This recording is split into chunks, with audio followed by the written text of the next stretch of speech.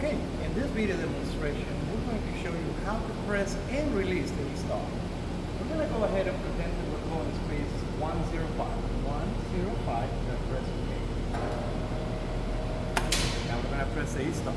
As you can see, the machine has stopped operating and it's no longer working. It is stopped right where it was. It will always stop right where it stops. Now you're going to have a few errors over here that are going to be showing on the screen. Call the trivial number and we will walk you through it. One of the steps that we're going to do is to release it. You're going to twist it clockwise.